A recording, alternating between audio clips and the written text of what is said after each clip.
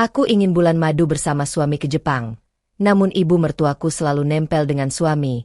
Jadinya bulan madu kami diatur oleh mertua. Suamiku hanya nurut saja kata ibunya. Akhirnya aku biarkan saja mereka berdua pergi. Begini kisah selengkapnya.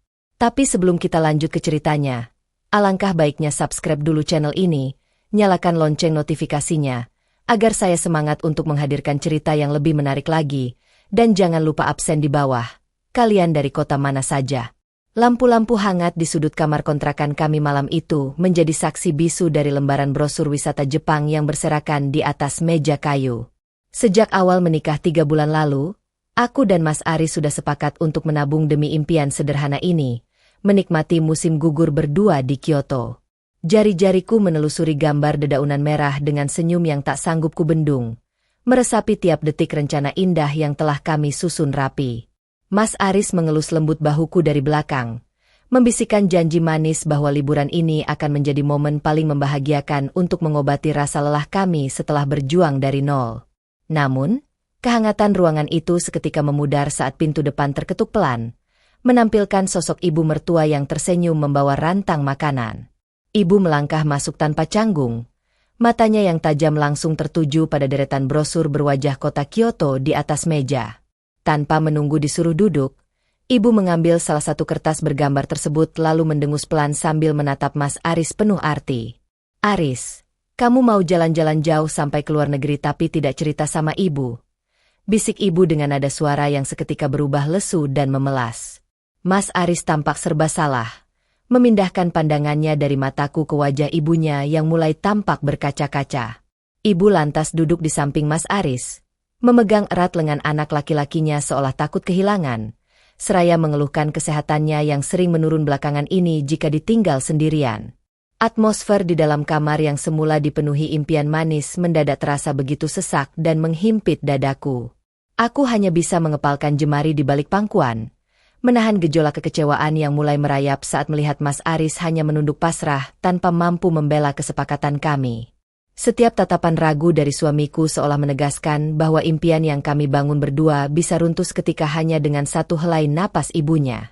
Malam yang harusnya penuh canda tawa itu berubah menjadi keheningan yang dingin dan mencekam.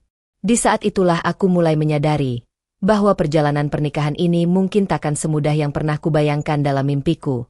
Komunikasi dan keterbukaan dalam membangun impian bersama sangatlah krusial. Namun, ketika ujian penghormatan terhadap orang tua berbenturan dengan hak pasangan, sebuah kedewasaan diuji untuk tetap tenang dan tidak terburu-buru mengambil keputusan berdasarkan emosi semata. Kehadiran ibu mertua di antara rencana kami ternyata bukan sekadar kunjungan singkat, melainkan awal dari perubahan besar.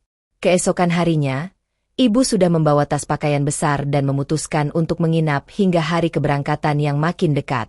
Suasana rumah yang biasanya tenang kini riuh oleh arahan ibu, mulai dari menu makanan harian hingga jadwal harian Mas Aris. Aku berusaha menyikapi perubahan ini dengan lapang dada, mencoba memahami kerinduan seorang ibu pada putra tunggalnya.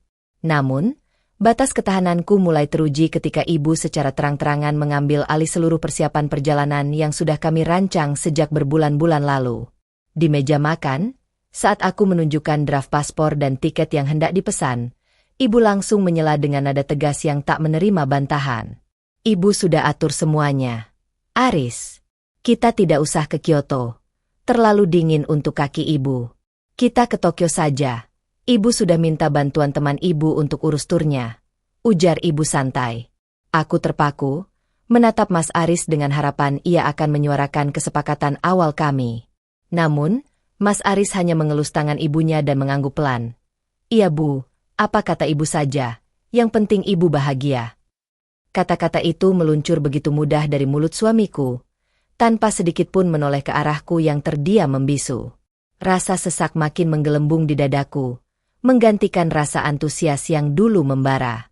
Setiap kali aku mencoba mengajak Mas Aris berbicara empat mata di kamar, ibu selalu memanggilnya dengan berbagai alasan kecil yang dibuat-buat. Mas Aris selalu bergegas pergi meninggalkan diskusi kami yang belum usai demi menuruti setiap panggilan ibunya. Malam itu, aku duduk di tepi ranjang sambil menatap brosur Kyoto yang kini tak tersentuh di sudut meja. Aku menyadari bahwa posisi diriku sebagai istri perlahan tergeser, menjadi penonton dalam rencana hidupku sendiri yang disetir oleh orang lain. Menghormati orang tua adalah kewajiban yang mulia, namun menetapkan batas yang sehat dalam rumah tangga juga merupakan bentuk tanggung jawab. Pasangan harus mampu menjadi penengah yang adil tanpa mengabaikan perasaan dan hak salah satu pihak. Hari demi hari berlalu, dan situasi bukannya membaik malah makin menyudutkan posisiku. Ibu mulai mengatur destinasi harian, memilih hotel berbintang yang jauh di atas anggaran kami, hingga menentukan maskapai penerbangan. Semua rincian perjalanan kini disesuaikan sepenuhnya dengan kenyamanan ibu, tanpa pernah sekalipun menanyakan pendapatku. Ketika aku mencoba memberikan masukan terkait anggaran bulanan kami yang bisa terganggu, ibu justru merespons dengan sindiran halus bahwa aku terlalu perhitungan pada ibu kandung suamiku sendiri. Mas Aris yang berada di sana lagi-lagi memilih diam dan mengiyakan pandangan ibunya. Puncaknya terjadi seminggu sebelum keberangkatan, saat tiket pesawat resmi diterbitkan atas nama Mas Aris dan ibunya saja. Ketika aku menanyakan keberadaan tiketku, Mas Aris menatapku dengan raut wajah serba salah dan nada suara yang penuh rasa ragu. "Maaf ya sayang," kata ibu, "tabungan kita lebih baik dihemat dulu. Jadi kali ini ibu ikut aku dulu untuk berobat sekalian jalan-jalan. Nanti kita pergi berdua di lain waktu," bisik Mas Aris pelan. Dengungan halus di telingaku seolah memekakan suasana seketika. Keputusan besar yang menyangkut hakku sebagai istri diambil begitu saja di belakangku tanpa ada diskusi sebelumnya. Air mata yang sejak lama kutahan akhirnya menetes tipis di pipi. Namun aku berusaha keras menjaga suaraku agar tidak bergetar. Aku menatap mata suamiku, mencari sisa ketegasan seorang pemimpi yang dulu berjanji akan mengarungi dunia bersamaku. Yang kutemukan hanyalah ketakutan mendalam akan penolakan ibunya dan sikap kompromi yang mengorbankan perasaanku. Di detik itu, kesadaranku terbuka lebar bahwa menuntut keadilan dari seseorang yang belum siap berdiri mandiri secara emosional hanya akan melukai diriku lebih dalam. Aku menyapu air mataku, lalu mengangguk pelan tanpa menguraikan sepatah kata pun. Kepercayaan dalam pernikahan dibangun di atas keterbukaan dan penghormatan atas kesepakatan bersama. Mengambil keputusan sepihak yang melukai pasangan hanya akan mengikis pondasi rumah tangga secara perlahan. Keputusan sulit akhirnya kuambil dengan ketetapan hati yang bulat dan pikiran yang jernih. Ketika Mas Aris dan ibunya sibuk mengepak koper berukuran besar di ruang tamu, aku hanya berdiri memperhatikan dari ambang pintu kamar. Mas Aris mendatangi diriku dengan raut cemas, mencoba memberikan pelukan hangat yang terasa asing dan dingin bagiku saat itu. "Kamu benar-benar tidak apa-apa ditinggal sendiri di rumah selama 2 minggu?" tanya Mas Aris mencoba mencairkan kekakuan. Aku tersenyum tipis, merapikan kerah kemejanya, lalu mengangguk pelan meyakinkan suamiku bahwa aku akan baik-baik saja. Pagi hari keberangkatan tiba. Taksi sudah menunggu di depan pagar rumah dengan bunyi klakson halus. Ibu melangkah keluar dengan wajah berbinar penuh kemenangan, memegang erat lengan Mas Aris seolah telah memenangkan sebuah pertarungan besar. Mas Aris sempat menoleh ke arahku beberapa kali saat memasukkan koper ke dalam bagasi. Matanya memancarkan rasa bersalah yang tak terucapkan. Aku berdiri tegap di teras, melambaikan tangan dengan wajah tenang tanpa ada setetes pun air mata yang jatuh. Saat mobil perlahan menghilang di belokan jalan, sejuta beban berat yang mengepit dadaku selama berbulan-bulan seolah terangkat seketika. Suasana rumah yang mendadak hening tidak membuatku merasa kesepian, melainkan memberikan kedamaian yang sudah lama hilang. Aku masuk ke dalam kamar, membuka jendela lebar-lebar agar udara segar pagi hari masuk memenuhi setiap sudut ruangan. Hari itu aku berjanji pada diriku sendiri untuk tidak lagi meratapi nasib atau menunggu kebahagiaan yang digantungkan pada orang lain.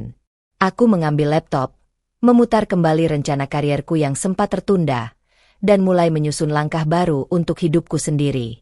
Kepergian mereka menjadi titik balik bagiku untuk merebut kembali kendali atas kebahagiaan dan harga diriku. Mengikhlaskan situasi yang tidak bisa dikontrol bukanlah tanda kekalahan, melainkan langkah awal menuju kedewasaan diri.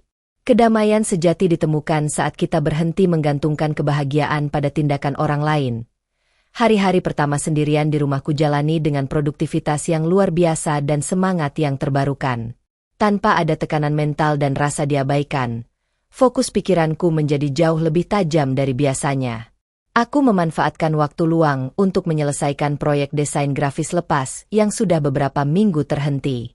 Jam demi jam kulewati dengan penuh ketenangan, memutar musik favorit sambil menikmati seduhan teh hangat tanpa perlu khawatir akan celaan atau tuntutan dari siapapun. Energi positif yang sempat redup kini terpancar kembali dalam setiap karya yang kuseposkan di portofolio digitalku. Di sisi lain, ponselku mulai ramai oleh pesan dan panggilan video dari Mas Aris dari Tokyo. Namun, gambaran liburan impian yang bayangannya penuh kebahagiaan ternyata sangat jauh dari kenyataan yang dialami suamiku di sana. Melalui layar ponsel, aku bisa melihat raut wajah Mas Aris yang tampak sangat lelah, layu, dan tertekan.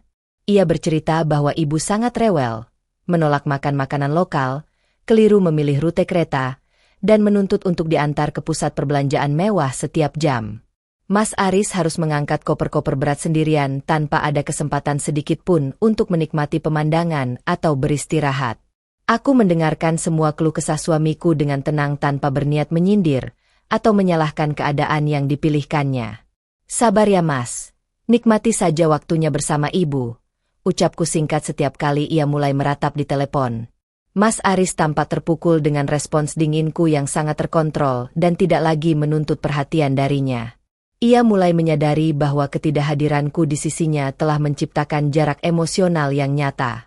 Di saat ia tenggelam dalam kerewelan ibunya, aku justru sedang menikmati kebebasan dan pertumbuhan diri yang tak pernah kurasakan sebelumnya.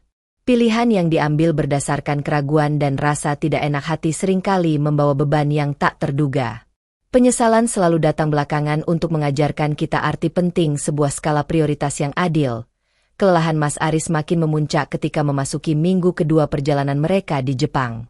Melalui panggilan telepon singkat, suamiku bercerita dengan suara serak bahwa ibu sempat jatuh pingsan karena kelelahan menuruni tangga stasiun. Seluruh anggaran darurat yang disimpan di tabungan akhirnya terpaksa dikuras habis untuk membayar biaya rumah sakit dan pemesanan ulang tiket pulang. Liburan yang tadinya digadang-gadang sebagai momen menyenangkan berubah total menjadi rentetan masalah fisik dan finansial yang melumpuhkan. Mas Aris terdengar begitu putus asa, berulang kali memohon maaf atas keputusannya yang mengabaikan saranku sejak awal. Sementara itu di tanah air, kerja keras dan fokus penuhkah yang kucurahkan pada pekerjaan mulai membuahkan hasil yang manis. Portofolio baru yang kuunggah menarik perhatian sebuah perusahaan agensi kreatif multinasional yang berbasis di Jakarta. Setelah melewati 2 tahap wawancara secara daring, aku dinyatakan diterima sebagai kepala tim kreatif dengan tawaran gaji 3 kali lipat dari penghasilanku sebelumnya. Kabar gembira ini kusambut dengan sujud syukur mendalam di atas sajadah, meyakini bahwa di balik setiap ujian yang diterima dengan sabar, ada pintu rezeki baru yang dibukakan olehnya. Kelelahan Mas Aris makin memuncak ketika memasuki minggu kedua perjalanan mereka di Jepang. Melalui panggilan telepon singkat, suamiku bercerita dengan suara serak bahwa ibu sempat jatuh pingsan karena kelelahan menuruni tangga stasiun. Seluruh anggaran darurat yang disimpan di tabungan akhirnya terpaksa dikuras habis untuk membayar biaya rumah sakit dan pemesanan ulang tiket pulang. Liburan yang tadinya digadang-gadang sebagai momen menyenangkan berubah total menjadi rentetan masalah fisik dan finansial yang melumpuhkan. Mas Aris terdengar begitu putus asa, berulang kali memohon maaf atas keputusannya yang mengabaikan saranku sejak awal. Sementara itu di tanah air, kerja keras dan fokus penuhkah yang kucurahkan pada pekerjaan mulai membuahkan hasil yang manis. Portofolio baru yang kuunggah menarik perhatian sebuah perusahaan agensi kreatif multinasional yang berbasis di Jakarta. Setelah melewati 2 tahap wawancara secara daring, aku dinyatakan diterima sebagai kepala tim kreatif dengan tawaran gaji 3 kali lipat dari penghasilanku sebelumnya. Kabar gembira ini kusambut dengan sujud syukur mendalam di atas sajadah, meyakini bahwa di balik setiap ujian yang diterima dengan sabar, ada pintu rezeki baru yang dibukakan olehnya. Ketika satu pintu kebahagiaan tertutup karena kezaliman atau ketidakadilan, pintu kebaikan lain yang lebih besar akan terbuka bagi mereka yang fokus membenahi diri dan tetap berbuat baik. Hari kepulangan Mas Aris dan ibu mertua akhirnya tiba di penghujung minggu kedua. Aku menjemput mereka di bandara dengan penampilan yang segar, anggun, dan penuh percaya diri. Saat keluar dari pintu kedatangan internasional, sosok Mas Aris tampak begitu lusuh dengan kantung mata yang menghitam dan baju yang kusut. Di sampingnya, ibu mertua duduk di atas kursi roda yang didorong oleh petugas bandara, wajahnya tampak pucat dan kehilangan keangkuhan yang biasa ia tunjukkan. Momen pertemuan itu terasa begitu kontras antara ketenangan diriku dan kehancuran kondisi mereka. Mas Aris langsung menghampiriku dan memelukku sangat erat di depan keramaian bandara, menumpahkan seluruh rasa lelah dan penyesalan yang tertahan di dadanya.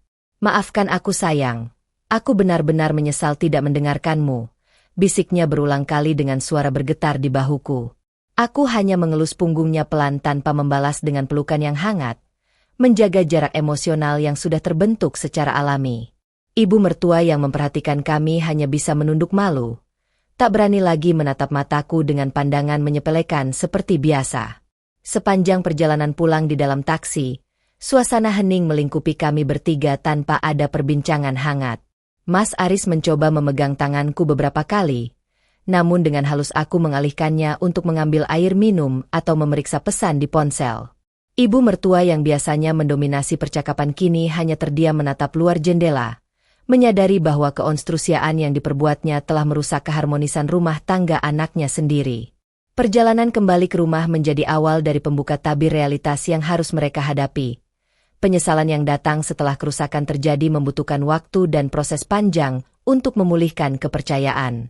Sikap dewasa ditunjukkan dengan tetap menghormati tanpa harus mengorbankan batas harga diri. Sesampainya di rumah kontrakan, Mas Aris terkejut melihat beberapa koper milikku sudah terkemas rapi di sudut ruang tamu. Wajah suamiku seketika pucat pasi. Ketakutan mendalam terpancar jelas dari sorot matanya yang panik. "Sayang, apa maksud dari koper-koper ini? Kamu mau pergi meninggalkan aku?" tanya Mas Aris dengan suara bergetar hebat sambil menahan tanganku. Ibu mertua yang baru saja duduk di sofa ikut terkejut, memandangiku dengan tatapan tidak percaya dan kebingungan yang sangat besar. Dengan tenang dan senyum tipis yang ramah, aku mengajak mereka berdua duduk bersama di meja makan untuk membicarakan masa depan kami. Aku menjelaskan secara jujur dan terbuka mengenai tawaran pekerjaan baru yang telah kuterima serta keputusan untuk pindah ke apartemen dekat kantor. "Aku tidak meninggalkan pernikahan ini, Mas. Tapi aku butuh ruang untuk berkembang dan dihargai sebagai seorang istri secara utuh." Tegasku tajam namun tetap santai. Aku menegaskan bahwa aku tidak bisa lagi hidup dalam bayang-bayang intervensi yang tidak sehat dan ketidaktegasan seorang suami. Ibu mertua menunduk dalam-dalam. Air mata penyesalan mulai menetes membasahi pipinya yang keriput. "Maafkan ibu. Nak, ibu yang salah. Ibu terlalu egois dan memaksakan kehendak sampai merusak kebahagiaan kalian." Pangkas ibu dengan suara terisak-isak menahan malu. Mas Aris bersimpuh di hadapanku, memegang tanganku erat-erat sambil berjanji akan berubah total, belajar menetapkan batas yang jelas, serta menjadi suami yang tegas dan bertanggung jawab. Momen itu menjadi titik puncak kehancuran ego dan awal kesadaran bagi keluarga kecil kami. Keberanian untuk menyuarakan kebenaran dan menetapkan batas tegas seringkali menjadi cermin yang menyadarkan orang lain akan kesalahannya. Kejujuran yang disampaikan dengan dingin dan tenang jauh lebih berdaya merubah keadaan. Meskipun Mas Aris dan ibunya telah memohon agar aku tetap tinggal, aku tetap pada keputusanku untuk pindah ke apartemen baruku selama beberapa bulan. Langkah ini kutempuh bukan atas dasar kemarahan atau dendam, melainkan sebagai terapi ruang agar Mas Aris belajar berdiri di atas kakinya sendiri tanpa ketergantungan emosional pada ibunya. Hari-hari pertamaku di apartemen baru diisi dengan fokus penuh pada pekerjaan baru yang menantang sekaligus menyenangkan. Kepemimpinanku di tim kreatif mendapat apresiasi tinggi dari manajemen perusahaan karena hasil kerja yang memuaskan. Sementara itu, Mas Aris mulai menunjukkan ikhtiar perbaikan diri yang nyata dan konsisten dari hari ke hari.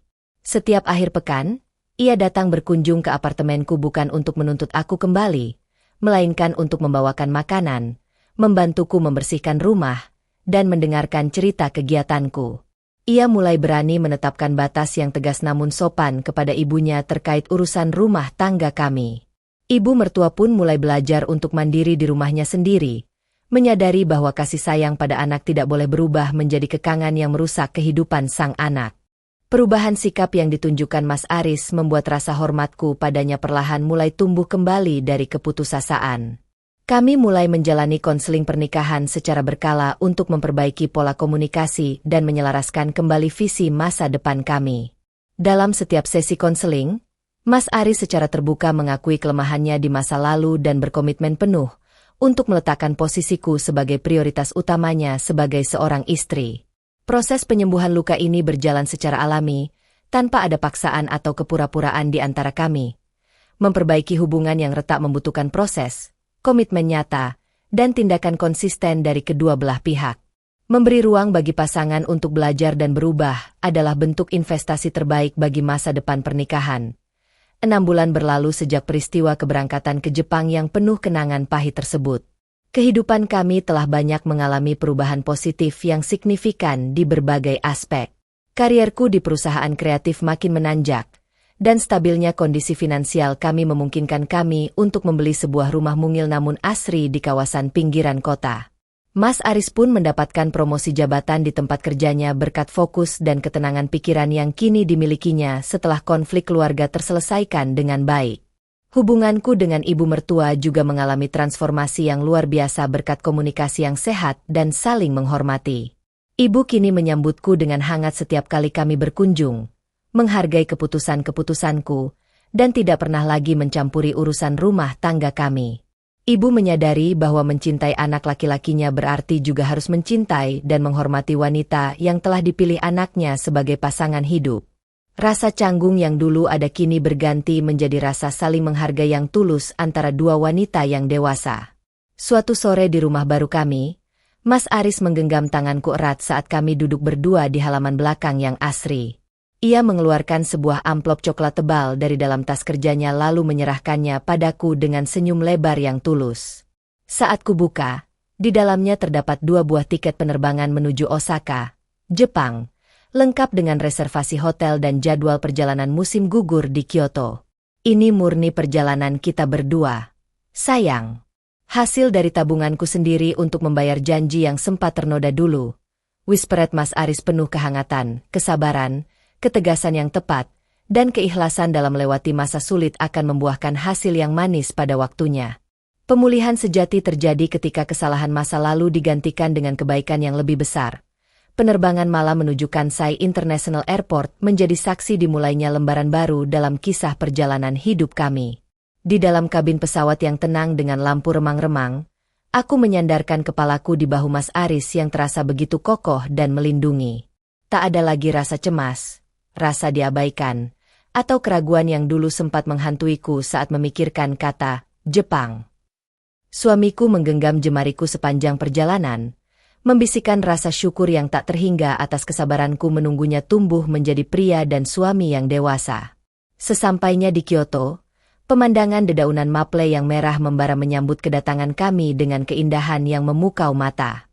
Kami berjalan menyusuri jalanan batu Arashiyama yang tenang, menikmati embun pagi dan kehangatan teh hijau bersama. Setiap sudut kota yang dulu hanya bisa kupandangi lewat brosur lusuh kini berdiri nyata di depan mataku, membawa sensasi kebahagiaan yang sangat mendalam. Kami tertawa bersama, mengambil foto kenang-kenangan, dan menikmati tiap detik kebersamaan tanpa ada gangguan atau tekanan dari siapapun. Liburan ini terasa jauh lebih bermakna karena diraih melalui perjuangan batin, kedewasaan, dan proses pendewasaan karakter yang panjang. Kebahagiaan yang kami rasakan saat ini bukan sekadar tentang keindahan tempat wisata yang kami kunjungi, melainkan tentang kemenangan cinta kami atas ujian ego dan ketidaktegasan di masa lalu. Di bawah naungan pepohonan musim gugur Kyoto, aku dan Mas Aris saling menguatkan janji untuk terus menjaga, menghargai, dan menempatkan satu sama lain sebagai prioritas utama dalam mengarungi sisa perjalanan hidup bersama. Impian yang diraih setelah melewati perjuangan dan penyelesaian konflik akan terasa jauh lebih indah dan berharga. Kebahagiaan sejati hadir ketika dua hati saling menghargai dan berjuang bersama di jalan yang benar. Selama 2 minggu di Jepang, kami tidak hanya menjelajahi Kyoto, tetapi juga mengunjungi Nara, Tokyo, dan kota-kota kecil yang tenang di sekitar Gunung Fuji.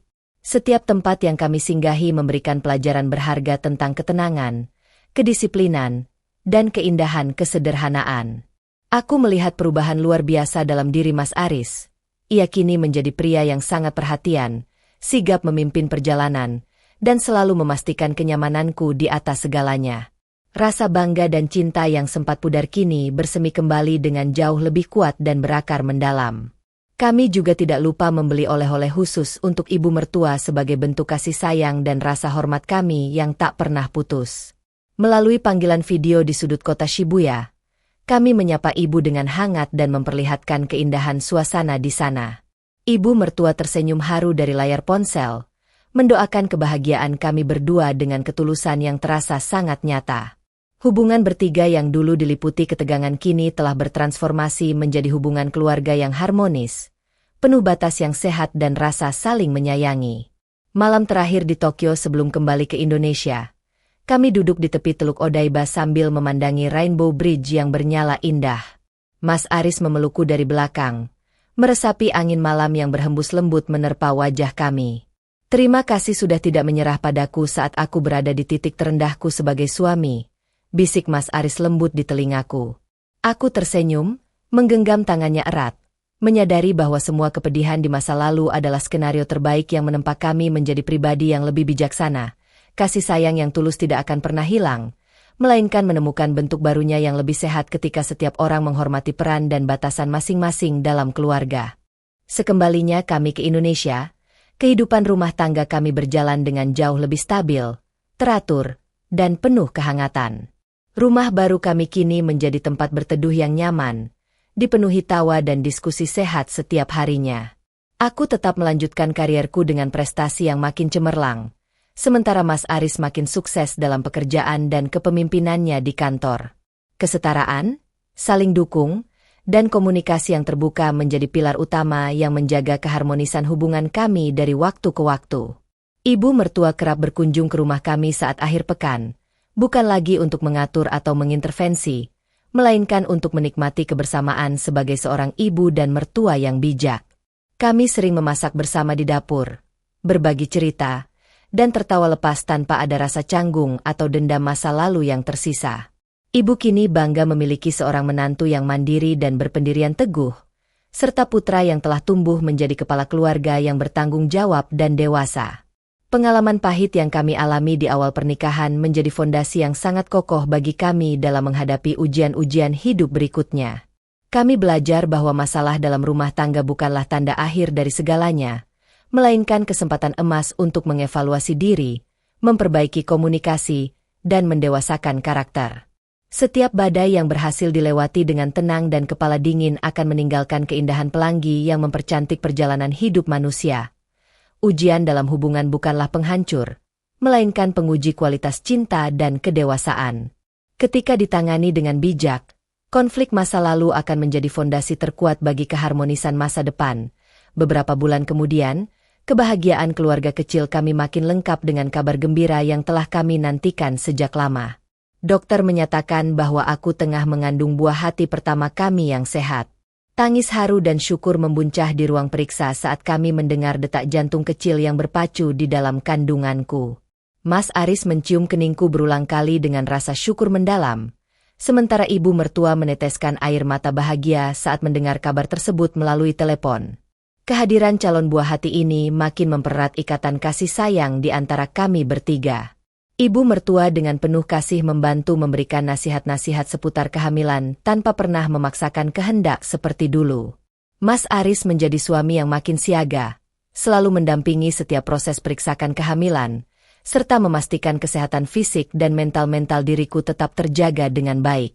Suasana kekeluargaan kami kini benar-benar diliputi oleh kehangatan, kedamaian, dan rasa saling menghargai.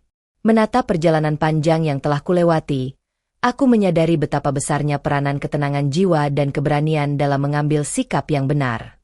Jika dulu aku memilih untuk berkonfrontasi dengan emosi meledak-ledak atau menyerah pada keadaan, mungkin kebahagiaan indah hari ini tidak akan pernah menjadi nyata.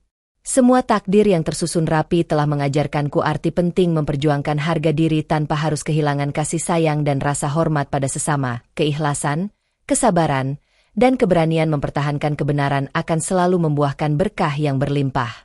Hadiah terindah dalam hidup seringkali datang setelah kita berhasil melewati ujian keteguhan hati. Melihat ke belakang, perjalanan pernikahan ini mengajarkan satu hal mendasar, bahwa cinta saja tidak pernah cukup tanpa adanya kedewasaan, penghormatan, dan keberanian menetapkan batas yang sehat.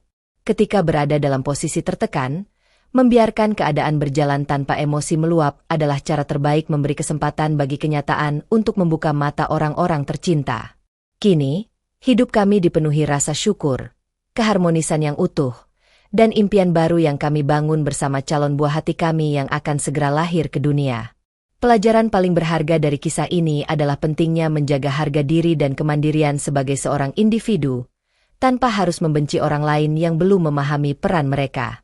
Seorang suami harus berani berdiri tegap menjadi pelindung utama istrinya, sementara seorang istri harus memiliki keberanian untuk bersikap tegas demi kebaikan bersama.